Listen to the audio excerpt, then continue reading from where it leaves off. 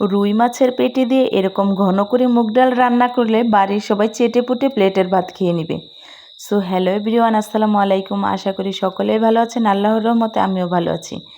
আজকে অসম্ভব মজার একটা রেসিপি আপনাদের মাঝে শেয়ার করব। তা হচ্ছে রুই মাছের পেটি দিয়ে মুগ ডাল রান্না।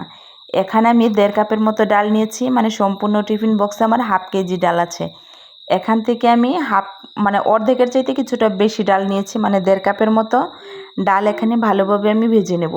তো খুব বেশি জাল করে ভাজা যাবে না, যখন মুগ ডাল থেকে ভালো একটা স্মেল বের হবে ঠিক সেই পর্যায়ে ডালগুলো পরিষ্কার পানি দিয়ে ধুয়ে এখন পরিমাণ মতো পানি দিয়ে ডালগুলো আমি সিদ্ধ করে নেব। অল্প একটু লবণ দিয়ে দিয়েছি, এতে করে ডালটা খুব তাড়াতাড়ি সিদ্ধ হয়ে যাবে। দেখুন ডালের উপর যে ফেনাটা উঠে এসেছে সেই ফেনাটাকে কিন্তু ফেলে দিতে হবে। এই ফেনাটা খাওয়া কিন্তু স্বাস্থ্যের পক্ষে ক্ষতিকর। তো এদিকে ডালগুলো সিদ্ধ হতে থাক আর এদিকে আমি মাছগুলো ভেজে নেব।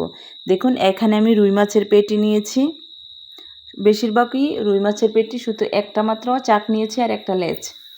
এখন এই মাছগুলো পরিষ্কার করে ধুয়ে পানিটাকে ঝরিয়ে নিয়েছি। হলুদ মরিচ মাখিয়ে লবণ মাখিয়ে মাছগুলো আমি সুন্দর করে ভেজে নেব। তো কড়াইয়ে পরিমাণ মতো সয়াবিন তেল দিয়ে তেলটা গরম হয়ে আসলে মাছগুলো আমি অল্প আঁচে খুব ভালোভাবে উল্টে পাল্টে ভেজে নেব। এপিট উপিট খুব সুন্দর করে ভেজে নিতে হবে মাছগুলো, এতে করে মাছটা ডালের মধ্যে দিলে খুলে যাওয়ার কোনো চান্স থাকবে না। মাছগুলোর এক পিঠ কিন্তু খুব সুন্দরভাবে হয়ে গেছে, এখন আরেক পিঠও হয়ে গেছে। সম্পূর্ণ মাছগুলো আমি এখন উঠিয়ে নিচ্ছি। আর কড়াইয়ের মধ্যে যে বাকি যেই তেলটুকু আছে তার মধ্যে আর অল্প একটু তেল দিয়ে তরকারিটা আমি ডালটা আমি রান্না বসিয়ে দিব। এখানে দিয়ে দিলাম 2 টুকরো এলাচ, 2টা তেজপাতা, 2টার মতো দারচিনি আর 2টা লবঙ্গ দিয়ে একটু নেড়ে চেড়ে যখন একটা স্মেল বের হবে সেই পর্যায়ে পেঁয়াজ কুচি দিয়ে দিব। এখানে 1/2 কাপের মতো পেঁয়াজ কুচি দিয়েছি। পেঁয়াজ কুচিটা একটু ভেজে নেওয়ার পর এখানে 1/2 চামচ করে 1/2 চামচ আদা বাটা, 1/2 চামচ রসুন বাটা দিয়ে ভালোভাবে নেড়ে চেড়ে একটু ভেজে নিয়ে পরিমাণ মতো পানি দিয়ে দিলাম। এখন এর মধ্যে ধনিয়ার গুঁড়া, হলুদের গুঁড়া, মরিচের গুঁড়া দিয়ে মশলাটাকে খুব সুন্দর করে আমি কষিয়ে নেব। দেখুন মশলাটা কিন্তু খুব সুন্দর করে কষানো হয়ে গেছে, মশলা থেকে কিন্তু তেলটা বেরিয়ে এসেছে। এখন এই পর্যায়ে ভেজে রাখা মাছগুলো মশলার সাথে দিয়ে নেড়েচেড়ে মিশিয়ে নেব। খুব ভালোভাবে নেড়েচেড়ে মিশিয়ে নেওয়ার পর সিদ্ধ করে রাখা ডালগুলো এর মধ্যে দিয়ে দিব। দেখুন ডালগুলো কিন্তু একেবারে সিদ্ধ হয়ে নরম হয়ে গেছে। এখন ভালোভাবে নেড়েচেড়ে 2 থেকে 3 মিনিটের মতো এইভাবে একটু জাল করে নেব। আর তারপর আমি পরিমাণ মতো ঝোল দিয়ে দেব। 2 থেকে 3 মিনিট এইভাবে জাল করে নেওয়ার পর দেখুন ডালের কালারটা কিন্তু চেঞ্জ হয়ে এসেছে। আর এখানে পরিমাণ মতো আমি ঝোল দিয়ে দিয়েছি।